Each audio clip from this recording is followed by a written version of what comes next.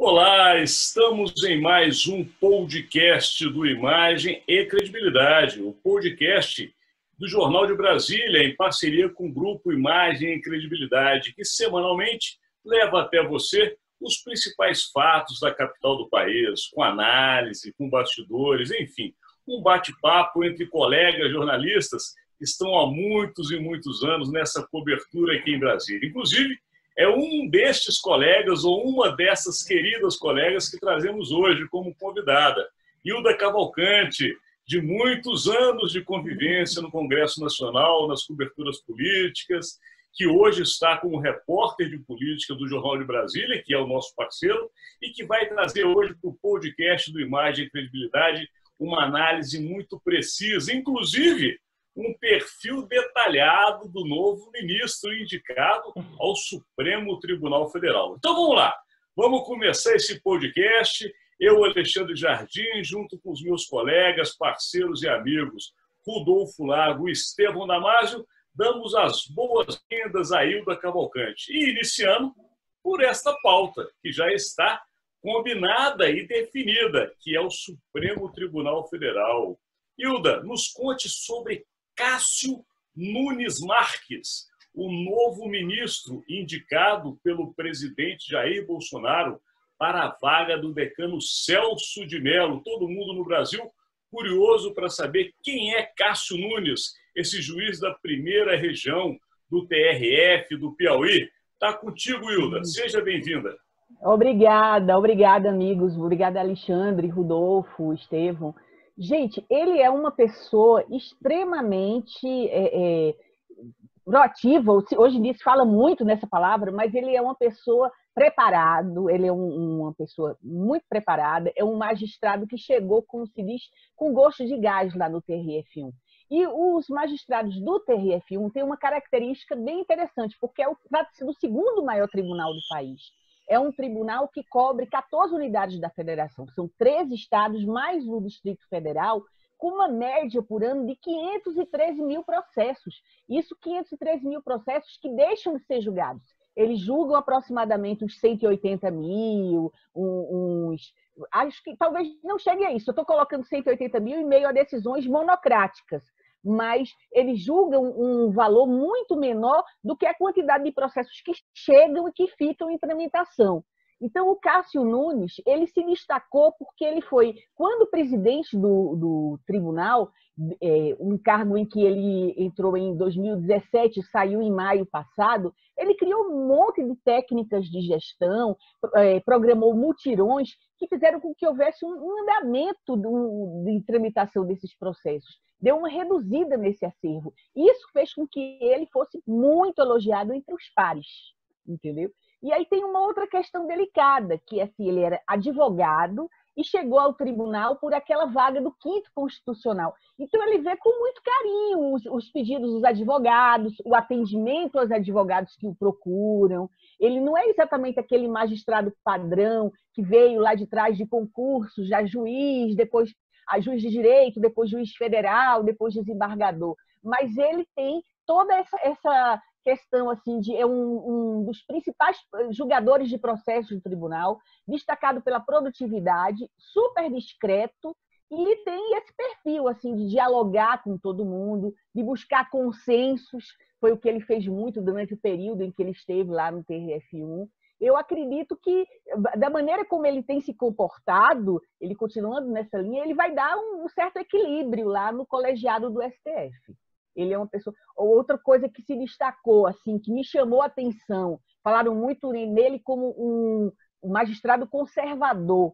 Ele até pode ter algumas posturas mais voltadas para a linha que ele adota, que é a linha mais...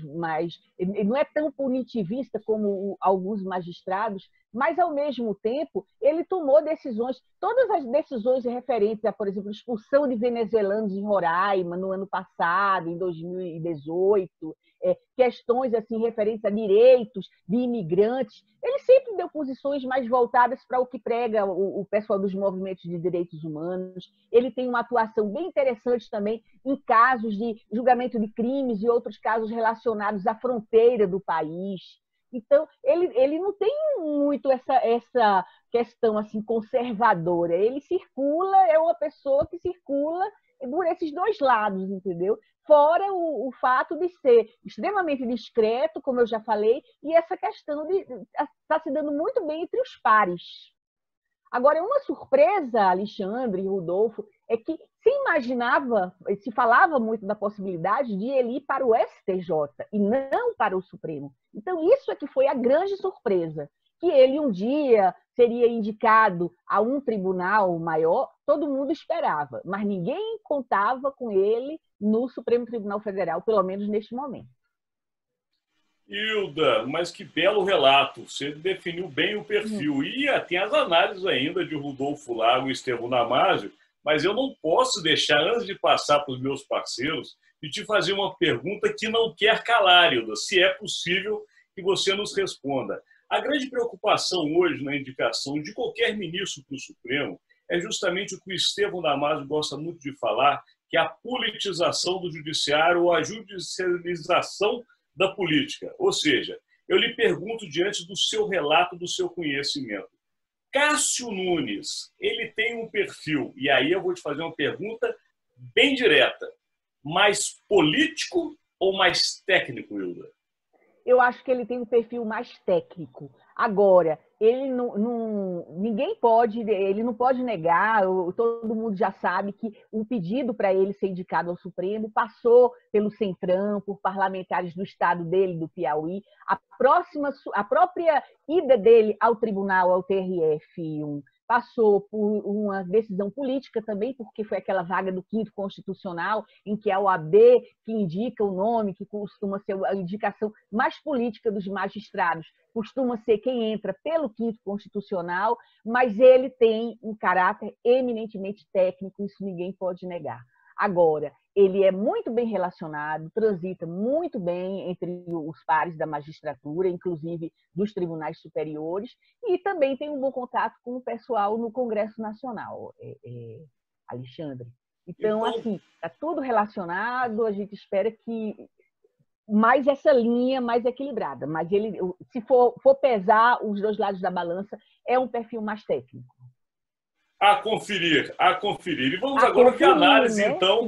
Vamos ouvir, então, a análise também dos nossos especialistas que estão de olho aqui no Supremo Tribunal Federal, começando o Rodolfo Lago. Está contigo, Rodolfo. Bom, a Hilda, né, deu aí uma aula, né, sobre o ministro Cássio Nunes, sabe tudo, né? Mas eu acho assim, acrescentar aí que é importante é o seguinte, né? Vamos lá, né, Alexandre, Estevão, Hilda, de grão em grão, o Centrão vai enchendo o papo, né? É realmente impressionante, né? Como o Centrão vai se apoderando de todos os espaços, né? Existentes no centro de poder, em Brasília, a partir do governo Bolsonaro, né? Então, o Centrão, primeiro, ocupou esse espaço na política, no Congresso, né?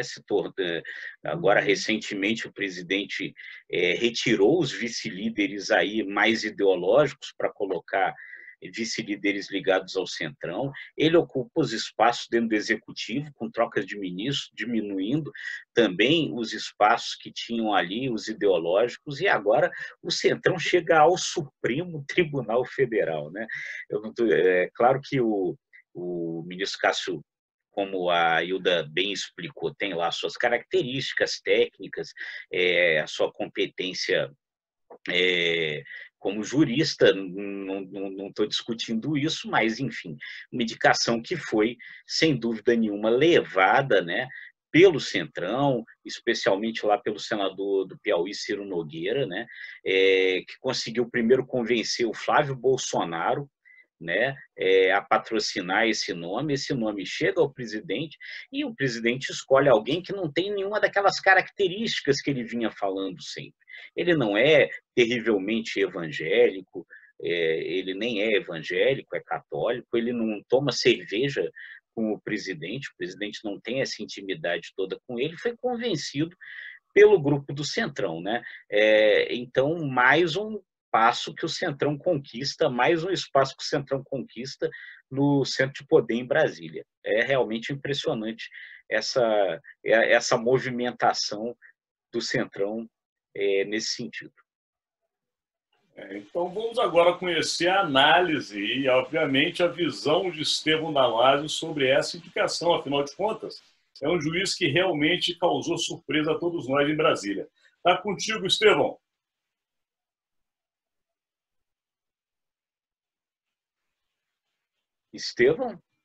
Estevão Damasio. Primeiro, dar bem-vinda aí a Hilda, né? Ela ter demais. Está me ouvindo agora? Está me ouvindo agora? Sim, sim. Agora sim. Eu estava dizendo que a Hilda, muito bem-vinda, e certamente vai enriquecer demais esse nosso bate-papo, como já demonstrou nas duas primeiras intervenções dela. E eu fico muito feliz, até fazendo um contraponto ao que o Rodolfo falou. No primeiro momento, nós da imprensa, e aí até um meia-culpa que devemos fazer. Claro que nós devemos ter uma leitura política. É óbvio que ele vem com o endosso do Centrão, especialmente do presidente do PP, o Ciro Nogueira, porém, não podemos menosprezar e, consequentemente, deixar em segundo plano o potencial e a capacidade jurídica que o futuro ministro do Supremo, se o Senado aprová-lo, tem. E a Hilda deixou muito clara essa posição a partir do histórico que ela fez, né?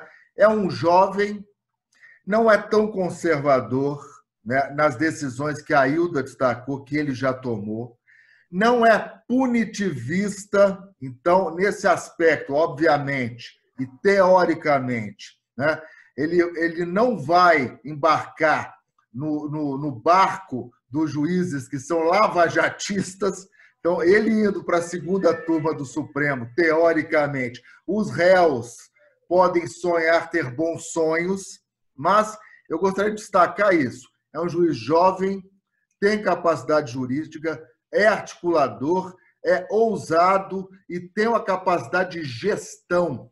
Isso é importantíssimo. Ele está num dos maiores tribunais do país, promoveu uma revolução operacional e de logística, como a Hilda bem destacou, o que dá a celeridade, ou que deu ao TRF1 a celeridade que todos nós queremos no judiciário como um todo.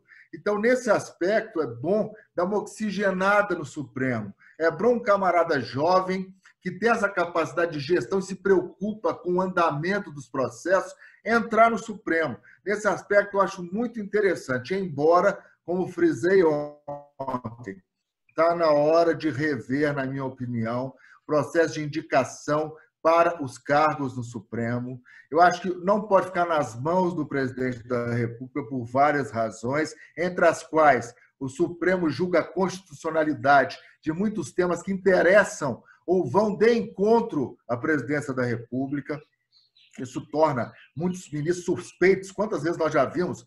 Eu não vou participar desse julgamento, eu me sinto impedido de participar pelas ligações políticas que eles têm. Mas eu também acho que está na hora de nós revermos essa questão dos mandatos. Eu acho que Portugal, Itália e Alemanha são exemplos de países cujas Supremas Cortes têm um mandato fixo, por exemplo, de 11 anos, sem direito à recondução. Isso dá uma oxigenada na própria corte. O próprio ministro Cássio tem 48 anos. Ele vai ficar 27 anos no Supremo, até 2047. É muito tempo.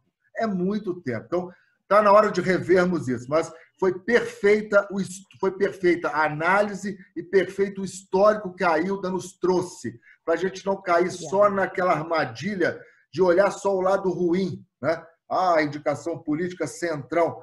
Pelo que a Hilda falou, é um ministro, né? É um técnico, tem muita capacidade jurídica e, creio, reputação ilibada, que lhe dá o direito de ocupar uma cadeira no Supremo. Tomara que dê certo.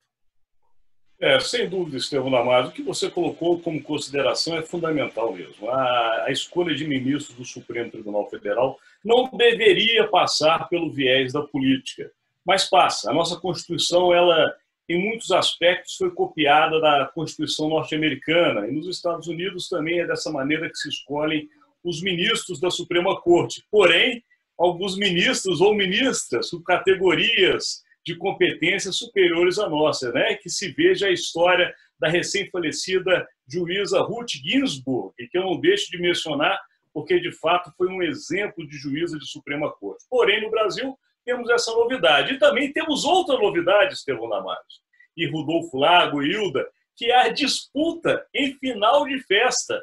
Na saída de Celso de Mello, o decano, ele está em oposição ou em contradição com outro decano, que ficará substituindo como mais velho da corte, que é Marco Aurélio Mello.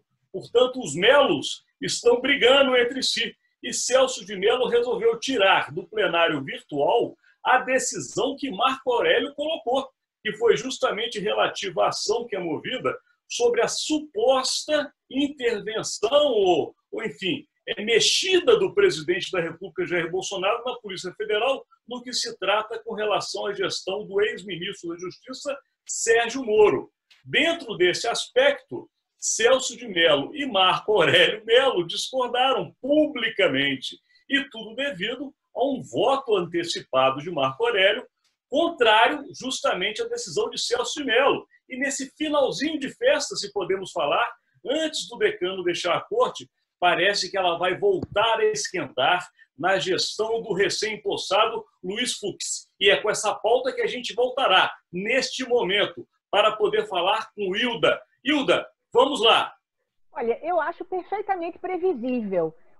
Dentro, quem conhece a história do ministro Celso de Mello, a atuação dele, inclusive lá do Mensalão, no julgamento do Mensalão, ele tem tomado posições muito rígidas. Ele é um ministro que gosta de detalhar os seus votos, de citar vários doutrinadores jurídicos. Então, nada mais dentro do perfil dele do que dar essa última decisão, jogar para o colegiado do Supremo essa decisão e determinar e seguir o que ele lembra sempre, que a legislação só autoriza uma resposta por escrito, no caso, em situações em que a pessoa seja testemunha ou vítima.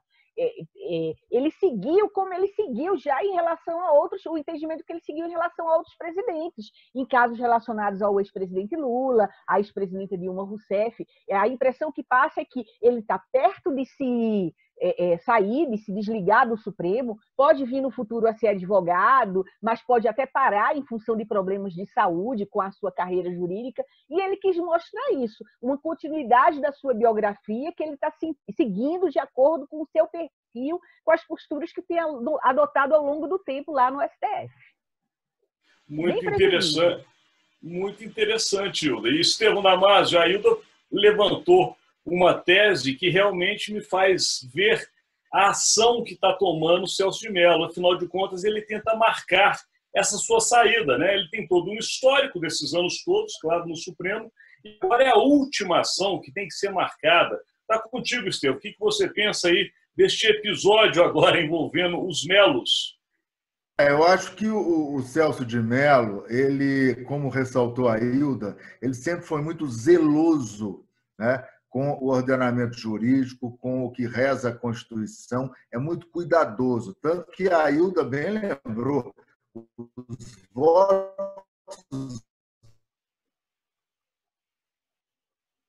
dele são muito longos, porque ele cita a doutrina, ele embasa bem o voto dele. Então, em se tratando de questões afetas a presidente da República, é mais do que natural você tentar dividir a responsabilidade com o pleno.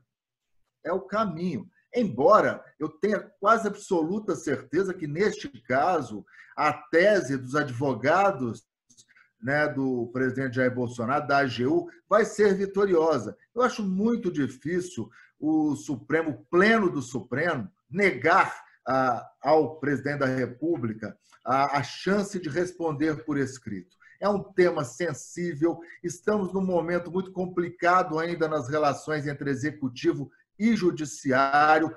Eu acho que a maioria vai dar ao presidente da República a chance de responder por escrito, embora, né, isso signifique dar a chance, uma tremenda chance de Bolsonaro, com seus advogados, redigir bem, pensar, né? Não cair em contradições. É muito mais cômodo, claro, um depoimento por escrito, mas eu acho que a tese da AGU vai sair vencedora. Rodolfo Lago, diante desta análise de Estevão Damásio, eu lhe pergunto, na disputa entre os melos, quem sairá vitorioso será Jair Bolsonaro, hein, Rodolfo? Não, eu concordo com o Estevão, acho que a tendência é que o Pleno do Supremo considere que o presidente vai poder responder por escrito nesse depoimento, né? Agora, eu acho ali, e vou ali na linha do que a Hilda primeiro falou, os advogados, eles gostam de usar uma expressão, Alexandre, Estevão, Hilda, quando eles vão se aposentar, né, no seu último momento, que é o canto do cisne, né? É um mito, né? É o mito do canto do cisne, que dizem que o cisne era mudo, a vida inteira mudo, e perto de morrer, sabendo que ele vai morrer, ele canta lindamente, né? Esse é o mito do canto do cisne, gerou composições clássicas, enfim, tal. E os advogados gostam de dizer, naquele seu último momento, né, o último julgamento, aonde eles vão ali, aparecem como advogados, então eles agora, esse aqui será o meu canto do cisne, né? O Celso de Mello percebeu nessa história, nessa possibilidade, nesse julgamento relacionado à questão do depoimento do presidente Bolsonaro, que ele poderia ali fazer um belo canto do cisne, né? Não que ele tenha sido mudo antes, porque ele sempre fala para burro, mas ele tinha ali a chance de fazer, né? Ali, enfim, ele não ia deixar que esse fosse um julgamento virtual onde ele não pudesse explanar ali sobre isso, mesmo vindo a ser derrotado, que eu acho que vai ser derrotado na tese dele, mas poder ali fazer o que pode vir a ser a sua última explanação importante no plenário do Supremo antes de se aposentar. Então, ele não perdeu a chance de fazer ali o seu canto do cisne, né? Rodolfo Lago, foi sensacional. Essa tese ou essa teoria do canto do cisne abrilhantou esse momento do podcast como nunca. E a gente acaba tendo que dar uma invertida na pauta. Eu peço perdão a vocês, porque nós falaríamos agora justamente do Renda Cidadão ou Renda Brasil. Mas tem a ver com o assunto, porque falando de disputa no Supremo, eu tive que lembrar da disputa no Congresso e do Ministério da Economia, que é um casal famoso em Brasília, o famoso casal Tapas e Beijos, que tem de um lado o ministro Paulo Guedes e do outro o presidente da Câmara, Rodrigo Maia, que acabam sempre publicamente trocando ofensas, outra hora trocam afagos, enfim, cada semana uma novidade. E é nessa novidade que a gente vai agora. Depois, obviamente, entrando com o que interessa de fato nessa discussão deles, que são justamente as reformas, a tributária em especial, mas também administrativa, a relação necessária do governo com o Congresso Nacional e o famoso Renda Cidadã, que a gente já não sabe se chama Renda Brasil, Renda Cidadã ou o que chamará. Sabemos que o presidente da República tomou um gosto imenso pelo assistencialismo e agora vai fazer de tudo para que saia um programa social. Ele não quer perder os quase 80 milhões de pessoas que foram agregadas neste momento agora do auxílio da Covid. Infelizmente, um problema sério que atinge o Brasil. Porém, abriu a esperança de qualquer presidente, e o presidente Jair Bolsonaro não foi diferente, de capitalizar estas pessoas para um projeto político eleitoral em 2022, que está logo ali. Então, vamos falar. Relação Rodrigo Maia e Paulo Guedes. Rodolfo Lago ama falar desse assunto. Então, está contigo, Rodolfo. Como é que essa relação vai ficar e o que vai acontecer com as reformas, meu amigo? Não, enfim, é uma coisa muito engraçada, né? Chega quase a ser engraçada se não fosse trágica, né? Essa relação do Rodrigo Maia com o ministro da Economia, Paulo Guedes, porque, enfim, você tem toda uma agenda de reformas que o Paulo Guedes sustenta, né? Que são consideradas importantes para o país, reformas estruturantes, essas questões aí relacionadas a impostos e tal, e isso tudo passa pelo ministro Paulo Guedes, e aí nós temos aí agora uma situação nesse momento, e parece cada vez mais provável que ela não retorne, aonde o ministro e o presidente da Câmara, que conduz as negociações no Congresso, não se falam, né? Estão de relações rompidas. O presidente da Câmara disse que não conversa mais de jeito nenhum com o ministro Paulo Guedes. Enfim, aí eles têm que encontrar outros interlocutores para a conversa passar por outros interlocutores até chegar ao Rodrigo Maia, que no final das contas é o dono, né? Do diapasão lá na Câmara, e não interessa, quer dizer, porque é ele que conduz a negociação. Então, é complicado, porque você vê, os dias que o Rodrigo Maia esteve afastado, porque ele tinha contraído a Covid-19, as coisas pareciam que iam caminhando ali no Congresso, né? Vamos conseguir aprovar o novo imposto, vamos isso, vamos aquilo. O Rodrigo Maia chegou e disse assim, olha, não tem novo imposto, não tem, não vai, não passa, e os dois começaram a brigar, tudo voltou para estaca zero. É bastante complicado, né? A verdade aí é que há um problema também, né, que vai se verificando cada vez mais. O Paulo Guedes, falta a ele esse traquejo político, ele não tem paciência para o jogo político, né? E isso acaba sendo um problema, né?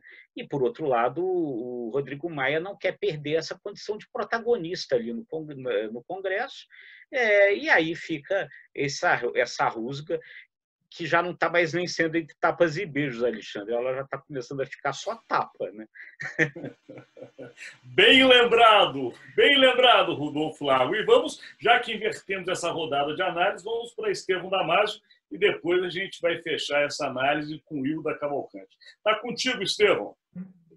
É um jogo de poder, uma disputa de vaidades, né? O Rodrigo Maia é de olho na reeleição, né? Ele e o presidente do Senado, Alcolumbre, não param de articular nos bastidores para que a tese, né, política vença a tese jurídica, no que diz respeito à reeleição de ambos, né, numa tese que vai de encontro ao que reza, né, os próprios meios jurídicos, o que os próprios meios jurídicos defendem, mas, enfim,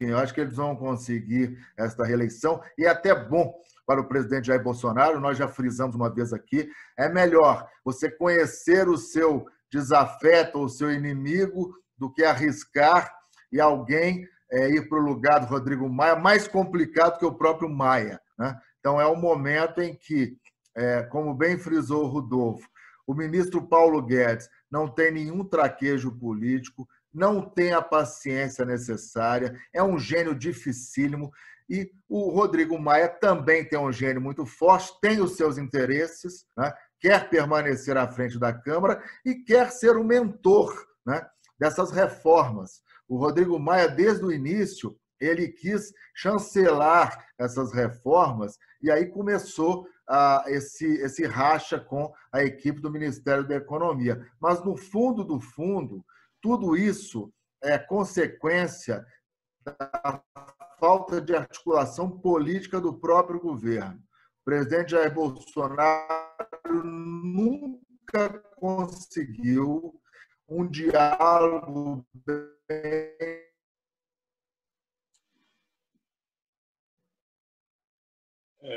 A internet de Estevão Damasio está com alguns probleminhas técnicos que todos nós enfrentamos. Acontece, vamos ver se retoma, senão a gente já continua com o Hilda. Vamos lá, Estevão, como é que está a internet?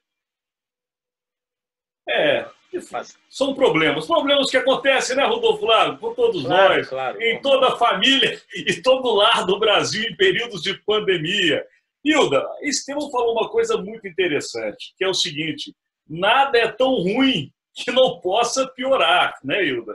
Ele lembrou claramente que embasado, Rodrigo né, Maia... um elo forte com o legislativo, né? Os profissionais, nem eles, nem...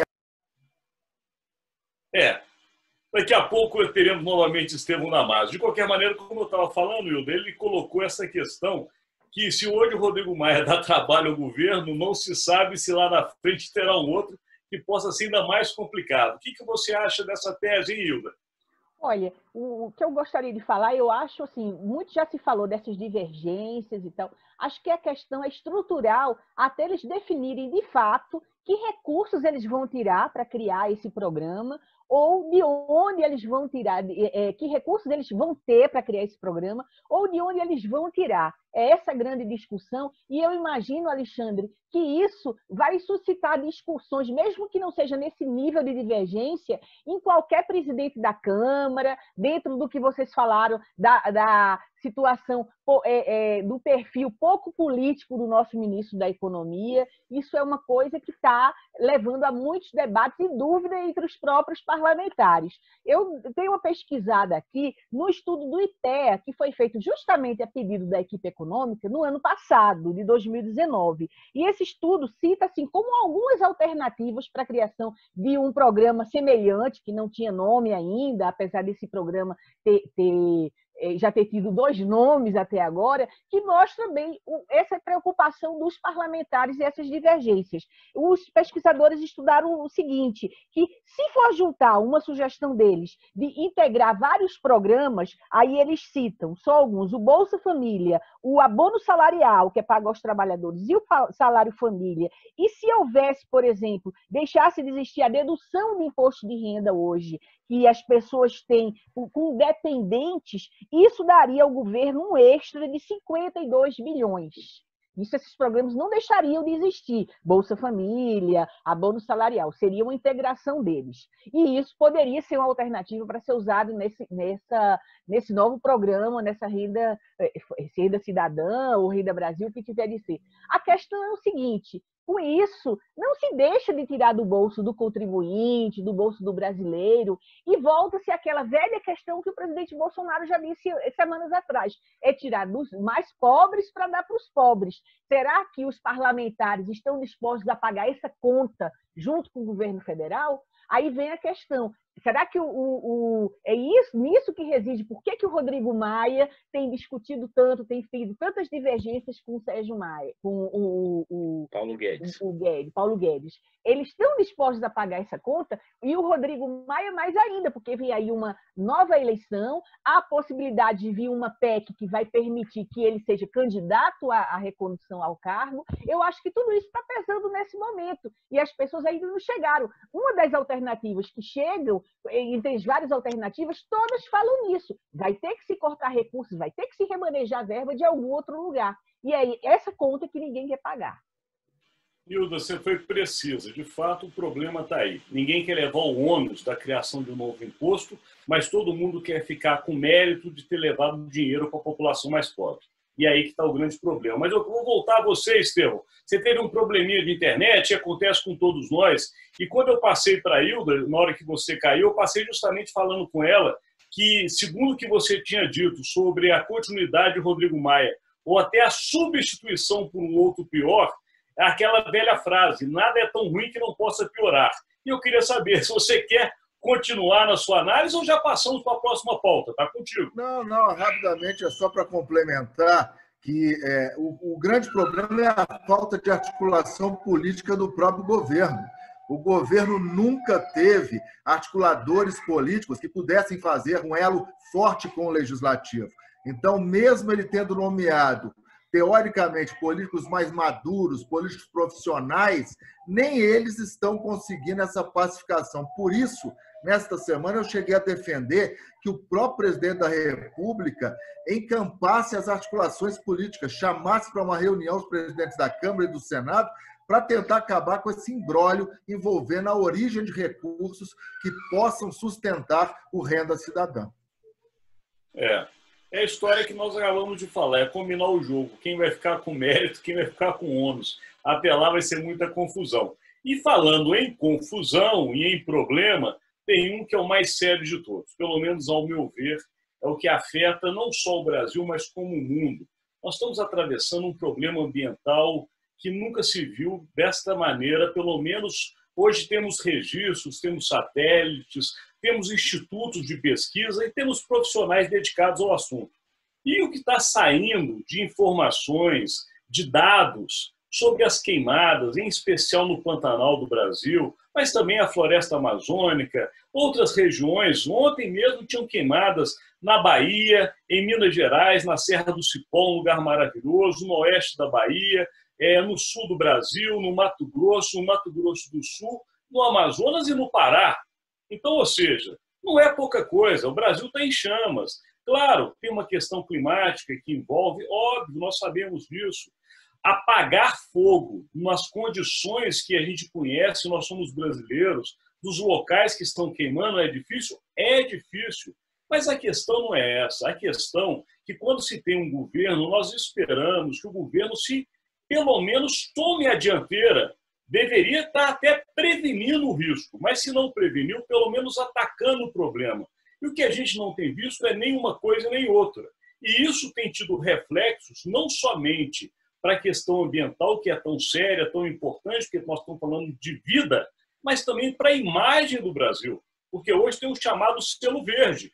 Então, para se comprar produtos brasileiros, muitos grandes empresários internacionais, em especial europeus, eles exigem o tal do selo verde. Ou seja, vocês estão fazendo uma economia que é sustentável, vocês estão se preocupando com o meio ambiente, vocês têm hoje a maior reserva verde do planeta Terra e nós, como habitantes do planeta Terra, queremos que vocês continuem conservando, então nós vamos comprar os seus produtos, mas em contrapartida pedimos essa conservação. E, por outro lado, a gente não está vendo nada disso e, no meio dessa situação, o ministro do Meio Ambiente, chamado Ricardo Salles, que, desculpem, porque é uma opinião pessoal, eu não sei a que veio ao governo, porque não mostrou ainda nenhuma capacidade técnica para poder conduzir uma pasta tão importante. Contrário da ministra da Agricultura, Tereza Cristina, que tem feito um trabalho excepcional. E o vice-presidente da República, Hamilton Mourão, que, apesar de algumas opiniões discordantes, tem se colocado muito fortemente nessa batalha.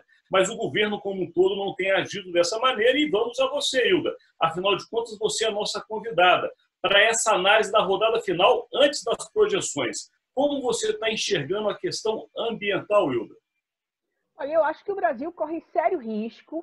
Muitas pessoas que estão no Executivo Federal demonstram não estar se importando muito ou não estar dando muita atenção a esses alertas internacionais.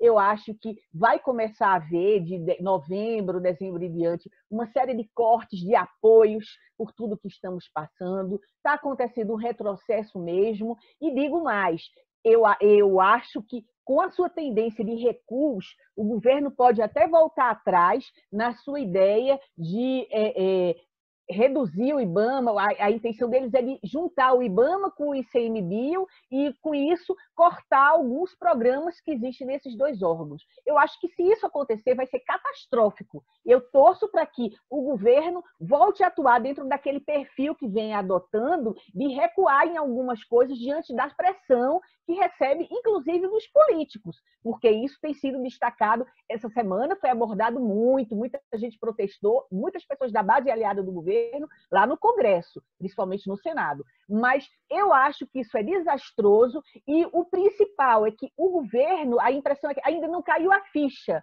como se diz, em relação a todos esses alertas internacionais, alguns deles já em forma de ameaça, e isso vai vir sim, e vai vir daqui para o final do ano com força total, e vamos ter sérios prejuízos, sérios impactos nas nossas relações comerciais com outros países, e na diplomacia, em sérias questões, em grandes questões. Eu acho que é um momento de se reavaliar tudo isso e até dos parlamentares entrarem mais em contato com o Executivo, participarem de mais reuniões, porque é muito sério o que está acontecendo. É uma situação realmente séria e que agora está contigo, Rodolfo Lago, para que você também dê a sua análise diante do que falamos durante toda a semana. Na verdade, há mais de uma semana estamos nessa pauta, né, Rodolfo? Está contigo. Não, sem dúvida, Alexandre, Estevão, Hilda, nossos amigos. Você vê, né? O Brasil foi parar no debate entre os candidatos à presidência dos Estados Unidos. Uma das poucas, ou se não a única, agora não tenho certeza, referência a outro país feita nesse debate, foi feita pelo candidato democrata Joe Biden a respeito das queimadas no Brasil, das queimadas na Amazônia, das queimadas do Pantanal. O Joe Biden lidera as pesquisas nesse momento para as eleições americanas, isso pode se reverter, mas, enfim, se o Joe Biden ganhar a eleição nos Estados Unidos, ele deixou claro no debate que ele vai interferir nessa questão. Ele vai entrar como presidente nessa questão, propor sanções econômicas, né, ao Brasil, e isso já está sendo discutido por outros países da Europa. Então, e a ministra da Agricultura, Tereza Cristina, vem alertando, já tem algum tempo, o presidente da República, que isso é um problema econômico. Como o Alexandre falou, hoje os países, boa parte dos países, dos compradores, dos países que importam produtos brasileiros, exigem o que eles chamam de selo verde, que o país tenha compromissos ambientais. Então, hoje você tem uma agenda vinda ali do Ministério do Meio Ambiente, muito voltada a um tipo de agronegócio que hoje é ultrapassado, é anacrônico, que é esse agronegócio que não se importa com a preservação do meio ambiente. E há um agronegócio mais moderno que hoje tem impressionado a própria ministra da Agricultura, Tereza Cristina, no sentido de dizer que não é por aí, entendeu? O país não vai encontrar investidores para um projeto de transformar a Amazônia em pasto. Não vai encontrar, o mundo não está mais seguindo essa linha, o mundo está seguindo uma linha de preservação ambiental, porque está vendo que os recursos naturais estão perto do esgotamento. O Brasil precisa entender isso, precisa entender que isso não é uma questão política, isso não é uma questão ideológica, já ultrapassou isso, né? Então, tem que sair desse discurso, porque senão nós vamos ter prejuízos muito grandes, muito fortes. Falou claramente, viu, Rodolfo Lago? E agora Estevão Damasio. A questão do meio ambiente, tudo é fruto de uma política errônea, míope, de relações internacionais do governo Bolsonaro. É claro que você tem que fazer a defesa do país, mas tem que ter bom senso, você não pode fechar as portas, né? A dobradinha, a dupla, Ministério das Relações Exteriores e Ministério do Meio Ambiente, está fechando as portas para o país, e o próprio presidente da República errou ao abraçar causas e ao abraçar nomes. Ele errou ao abraçar Netanyahu em Israel. Netanyahu respondendo a processo de corrupção, deu no que deu. E erra ao abraçar Donald Trump. Se, como bem frisou Rodolfo Lago, Biden vencer a eleição dos Estados Unidos, vocês podem ter certeza que o Brasil vai enfrentar muitas dificuldades com um dos maiores parceiros comerciais que nós temos. É abraçar causas e abraçar nomes, e eu repito, é uma política míope e errônea. Você corre muitos riscos. O Brasil se transformou num país que não tem nenhuma diplomacia e nenhuma flexibilidade. Isso pode ser fatal no cenário externo. Então, estamos agora, nesse momento, projeção já com Estevão Damasio. Sua projeção, Estevão, para a próxima semana em Brasília. Eu vou apostar, meus caros, nas articulações políticas que visem encontrar uma solução para o Renda Cidadã. Me parece que, antes das eleições, a ideia é encaminhar o projeto que cria o Renda Cidadã e deixar a parte mais difícil, que é a origem dos recursos, que não financiar esse programa, para depois das eleições. Aí sim, vão discutir imposto, vão discutir uma forma mais salgada para viabilizar esse programa social. Não dá para discutir esses caminhos amargos antes do pleito municipal. Esse deve ser o caminho adotado pelo governo e pelas lideranças do Congresso. Da projeção de Estevão Damasio para a projeção de Rodolfo Lago para a próxima semana. Eu acho que ainda segue esse debate no Congresso para encontrar uma solução para o Renda Brasil, Renda Cidadã, sei lá como é que vai se chamar, mas realmente começando a se indicar aí uma possibilidade de que realmente uma saída, uma solução para isso vai acontecer somente depois das eleições. As próprias eleições, acho que a gente vai acompanhando, elas vão chegando já perto aí do seu momento, né? Eu acho que vão surgir, devem ser divulgadas novas pesquisas, né? Vamos acompanhar como essa corrida eleitoral acontece aí nas cidades, nos municípios, e essa questão no Supremo, né? Enfim, a questão da indicação, se vai ser aprovado pelo Senado o nome do Cássio Nunes Marques, que provavelmente não deve ser aprovado, e essa discussão a respeito do depoimento do presidente Bolsonaro, que o ministro Celso de Mello leva, então, para o plenário da Corte. Acho que esses são os assuntos aí. Rodolfo Lago, você disse uma coisa que me chamou a atenção. Você disse que o nome de Cássio Nunes Marques poderá não ser aprovado no Senado Federal, foi isso? Não, pelo contrário. Diz que deverá ser aprovado. Perfeito, que bom. Desculpa, então, aos nossos seguidores. A idade está me fazendo escutar mal, mas vamos lá. Projeção agora da nossa convidada, a repórter de política do Jornal de Brasília, Hilda Cavalcante, para a próxima semana, Hilda. Obrigada. Eu vou na linha do Damásio, só entrando mais um pouco nessa questão. Acho que a grande expectativa é terça-feira, está programada a instalação da CPMI do orçamento, só que essa instalação já foi adiada 3 vezes, há 3 semanas se espera isso, e a briga toda reside na construção de nomes que se tenta o governo principalmente tem tentado que sejam nomes que apoiem mudanças possíveis nessa discussão aí do programa Renda Brasil. Há uma tentativa, inclusive, de retirar o nome que está indicado para a presidência, que é o deputado Elmar Nascimento, porque ele já fez críticas e disse que nada poderia ser retirado para a formação de um novo programa. Eu acho que isso deve suscitar muito debate na semana que vem e muita briga, porque já levou a alguma irritação pelo fato de que, se por acaso acontecer mais um adiamento, será a 4ª vez que essa comissão deixa de ser instalada. Acho que vai ter muita gente, muitos olhares de analistas na próxima semana em torno desse assunto. Perfeito, Hilda. Eu vou na linha semelhante a você também com relação a adiamentos.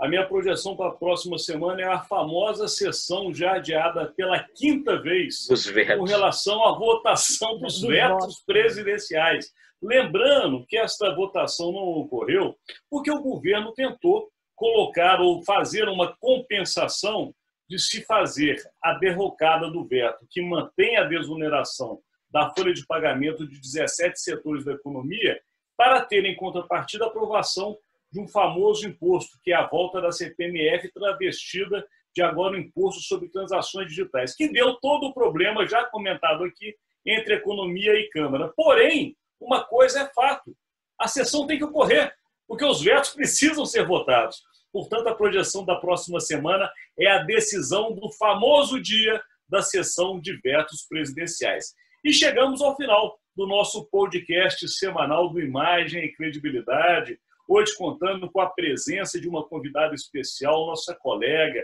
jornalista, competente, setorista de política, de Congresso Nacional, que é Hilda Cavalcante, e também os nossos sempre parceiros, Estevão Damásio, hoje com pequenos probleminhas de internet, e Rodolfo Lago, com as suas análises precisas. E lembrando também a você que nos segue, que estamos no Spotify. Afinal de contas, é uma forma também de você escutar e acompanhar os nossos conteúdos. O Spotify lhe dá a facilidade de ouvir aonde quer que você esteja. E também, claro, aqui no Jornal de Brasília, o nosso grande parceiro, o grande jornal da capital federal, aonde está não somente o podcast semanal do Grupo Imagem e Credibilidade, como o podcast diário, que fazemos especialmente para você, levando o fato do dia, sempre com análise, informação e também bastidores da notícia.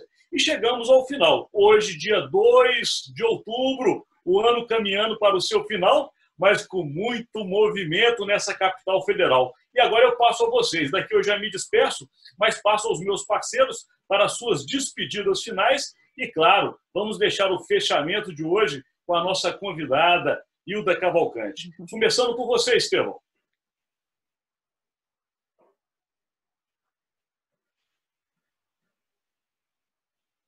Então vamos inverter? Começando por você, Rodolfo. Olha, vamos lá, muito legal sempre aqui estar com vocês, ter a Hilda aqui, minha parceira de Jornal de Brasília, aí, parceira aqui no podcast, foi muito bom. E a gente se encontra aí na próxima semana, então. Palavras finais, Estevão Damásio. Só agradecer a Hilda, né? A presença dela foi fundamental, trazendo essa experiência, essa bagagem jurídica e política. Então, sucesso para a Hilda, volte mais vezes, Hilda. Contigo, nossa querida Hilda Cavalcante. Gente, eu agradeço demais a participação aqui, a honra de ter sido convidada por vocês. Agradeço a gentileza dos colegas e quero dizer que sou fã dessa plataforma, desse trabalho de vocês desde o início. Acho que é um trabalho que tem sido muito bem conduzido, com um material muito rico e sucesso aí. Vamos continuar. Seja bem-vinda outras vezes. E o nosso maior agradecimento a você que está aí do outro lado, seja pelo Spotify, seja no site, no celular, no computador, na televisão, onde quer que seja, mas continue a nos acompanhar. O Grupo Imagem e Credibilidade, junto com o Jornal de Brasília, faz esse conteúdo somente para você. Essa é a nossa razão de aqui estar. Muito obrigado e até a próxima semana. Tchau, gente.